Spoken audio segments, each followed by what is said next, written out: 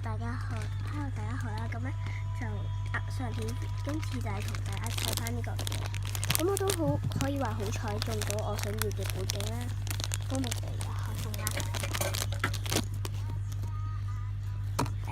呢個擺到啦，咁我已經係盡量開得好靚咯，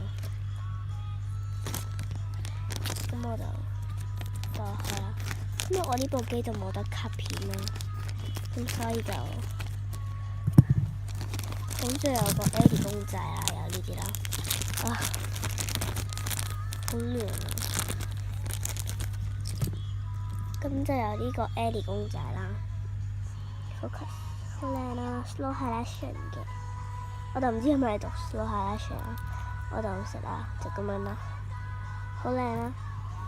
咁之後就有呢個支架啦，我就唔識砌啦，係啦，咁就首先應該咁樣啦。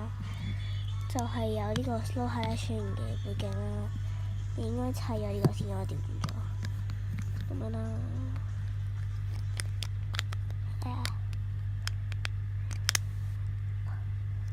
咁樣，OK 落到最大啦，係咪？嚟嘅，好難砌啊呢個，我覺得，因為我唔係太識砌 figure 呢樣嘢。呢個支架就擺上面啦，咁呢個應該就係我嚟勾住我，係咪調轉咗？我知道我係反轉咗咯。咁咧已經係完成咗個背景㗎啦。咁咧，咁呢度係有個窿啦，我見到啦。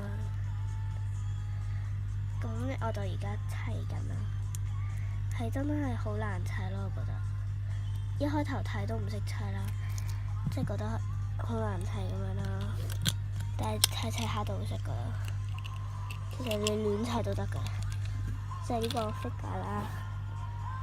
咁咧其實咧，佢仲有一個牌就係呢個啦。咁呢個我就唔知愛嚟做咩啦。我知啦 ，sorry 啦。今集咧真係咧講嘢有啲